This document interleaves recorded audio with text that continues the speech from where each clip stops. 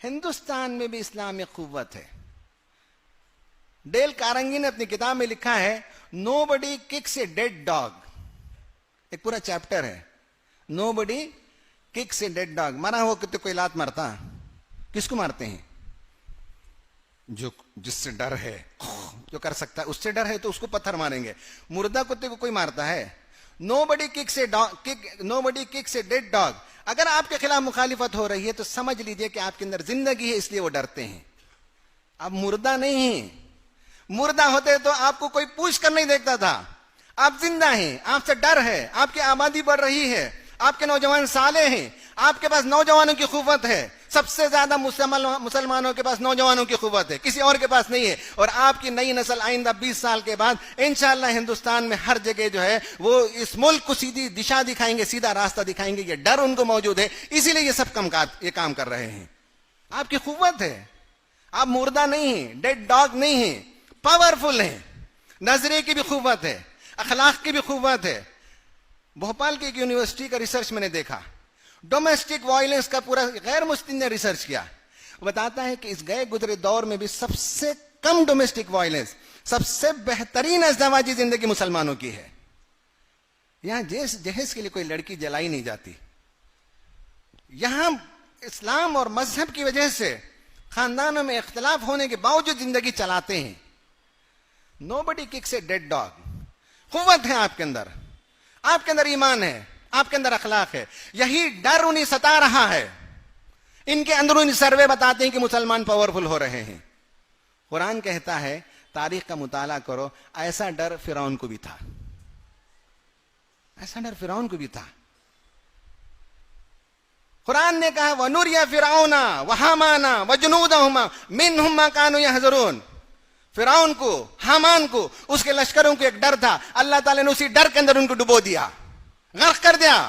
जिस चीज का डर था वो डर सच्चा साबित हो गया उन पर।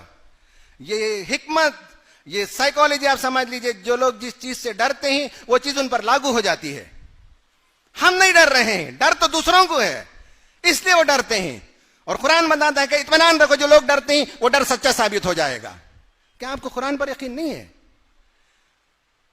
वक़ाल अल-मलउ मिन कौमी फिरऔन अतदरु मूसा व कौमहु लियुफ्सिदू फिल अर्ज़ि व यज़रक व आलिहतक क़ाल सनुक़त्तिलु अबनाअहुम व नस्तही निसाअहुम व इन्ना फ़ौक़हुम क़ाहिरून।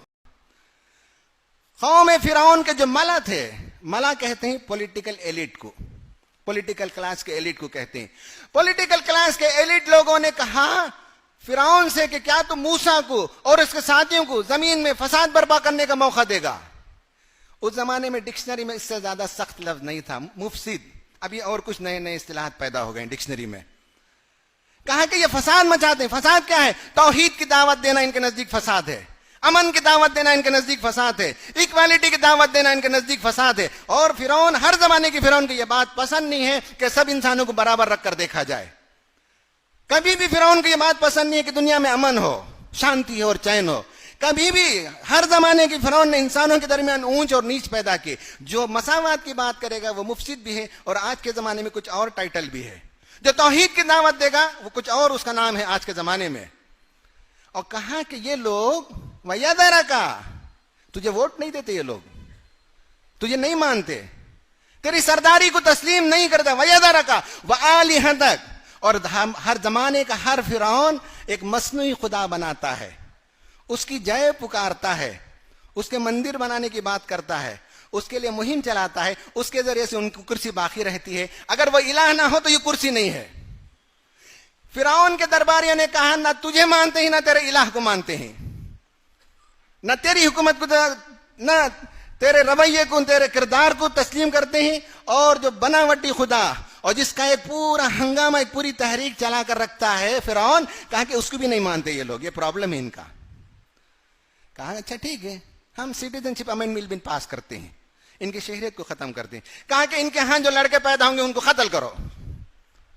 सनुक़त्तिलु अबनाअहुम व नस्तही निसाअहुम। और इनकी लड़कियों की जिंदा रहेंगे। व इन्ना फ़ौक़हुम क़ाहिरून। हमारी तो एब्सोल्यूट मेजॉरिटी है दोनों हाउसेस में। व इन्ना फ़ौक़हुम क़ाहिरून। हम इन पर मजबूत गिरफ्त रखते हैं। ये प्रॉब्लम हुआ। घबरा गए लोग। हजरत मूसा अलैहिस्सलाम ने एक पब्लिक एड्रेस में जमा किया लोगों को, सब जमा हो गए, खड़े होकर आपने तकरीर की, कुरान ने उसका तज़किरा किया। क़ाला या कौम इस्ताईनु बिल्लाह, मेरी कौम के लोगों देखो, इस मामले में मैं तुमको याद दिलाता हूं कि तुम्हारा जुर्म है, तुम अल्लाह पर ईमान रखते हो, इसलिए मैं याद दिलाता हूं, उसी से वाबस्ता रहो, वही तुम्हारी हिफाजत करने वाला है। कोई तुम्हारी हिफाजत नहीं करेगा। इस मौजू पर लिप सर्विस भी देने के लिए तैयार नहीं होंगे लोग। तुम्हें जिस काम के लिए सताया जाता है वो तौहीद की वजह से है, वो खुदा से वाबस्तगी के नतीजे में है, उससे वाबस्ता हो जाओ। कोई तुम्हारा बाल बेका नहीं कर सकता, कोई तुम्हारा नुकसान नहीं पहुंचा सकता। दूसरा कहा कि वस्बिरू, अपने मौकिफ पर डटे रहो, मौकिफ से नहीं हटना। आज देख रहे हैं कि बहुत से लोगों के पैर फिसल रहे हैं, मौकिफ से हट रहे हैं। नहीं, हमारा मौकिफ है कि हम हिंदुस्तानी हैं, हम हिंदुस्तानी रहेंगे, हम हिंदुस्तानी मरेंगे। अल्लाह पर यकीन नहीं है। मूसा ने कहा वस्बिरू, अपने मौकिफ पर जमे रहो, कोई तुम्हारा नुकसान नहीं पहुंचा सकता। कहा इन्नल अर्दा लिल्लाह, याद रखो ये जमीन किसी के बाप की जागीर नहीं है, ये जमीन अल्लाह ताला की है। इन्नल अर्दा लिल्लाह यूरिथुहा मन यशा, हां अल्लाह ताला इख्तिदार कभी देता है तो उसके पास कोई मसलियत और मशीयत है। अगर इख्तिदार आज हमारे हाथ में नहीं है, हम रिसीविंग इन पर हैं, तो शायद अल्लाह की कोई मसलियत है कि हम सुधर जाएं, हमारे अंदर इत्तिहाद पैदा हो जाए, हमारे अंदर झिंझोड़ा जा रहा है हमें, ताकि हम मुत्तहिद हो सकें। कोई मसलियत है। लेकिन कहा वल आक़िबतु लिल मुत्तक़ीन, अगर तक़वा पर कायम रहो तो अंजाम कार तुम्हारा ही अच्छा होने वाला है। भाई हम डरते हैं बातिल से। दुनिया की जालिम कौमों की तारीख देख लीजिए, 50, 60, 70 साल से ज्यादा दुनिया में वो ठहर नहीं सके। आपने तो 800 साल हुकूमत की, आपने तो दुनिया में 1200 बरस तक हुकूमत की। रशिया को देख लीजिए, जुल्म के बलबोते पर आया, अपनी मौत आप मर गया 70 साल के अंदर। हिटलर को देखिए कि वो किस तरह से जुल्म के जरिए से इख्तिदार पर आया और अपनी मौत आप मरा, खुदकुशी कर गया। जापान को देखिए कि किस तरह से जालिमाना रवैया इख्तियार किया और उस पर हिरोशिमा और नागासाकी में जब बमबारी हुई तो उसके बाद उसकी पूरी काया पलट गई, उसकी पूरी जिंदगी बदल गई। आप तारीख उठाकर देख लीजिए, जिन लोगों ने जुल्म की बुनियाद पर हुकूमतें की, जिन्होंने जुल्म को रवा रखा, 50, 60, 70 साल से ज्यादा जिंदा नहीं रह सके लोग। कुरान कहता है कि ये खुदरो पौधे के मानिंद जिसे सिबात नहीं है, जिसकी जड़ें मजबूत नहीं है, जो बस उखाड़े जाने के इंतजार में, जो कचरे पर, गुड़ पर उगने वाला पौधा होता है, ये सब कचरा है जो दुनिया के सामने फेंका जा रहा है। ये सब गिलाजत है, ये सब सड़ांड है जो फेंका जा रहा है, नफरत की बू फैलाई जा रही है। आप समझते हैं कि इससे कायनात के अंदर कोई फलाह और बहबूदी का काम होगा और अल्लाह ताला की सुन्नत में इनको करार मिलेगा? नहीं मिलता है। कुरान कहता है नहीं हो सकता इसको।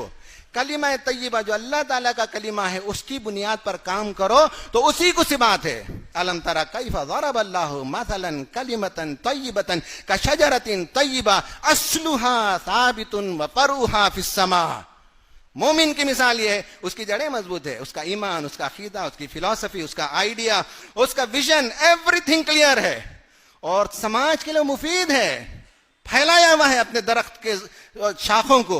वतुती उकुलहा कुल्ल हीनिन बिइज़्नि रब्बिहा, हर फ्रूट साल में एक बार आता है, फनस एक बार आता है, आम एक बार आता है, मौज शायद 2 बार आता हो, लेकिन मोमिन जो है हर सेकंड फल देने वाला दरख्त है। भलाई ही भलाई है, उम्मीद ही उम्मीद है, उससे खैर ही खैर है। कुरान हमको कहता है कि तुम डरते हो, जो लोग डर रहे हैं उनका डर उनको ले डूबेगा। जो जुल्म की खेती खींचते हैं वो पौधे उखड़ जाएंगे। कुरान हमको बताता है, मूसा अलैहिस्सलाम की तकरीर हमें बताती है, बशर्ते कि तुम ये करो, ये करो, ये करो, बताया गया।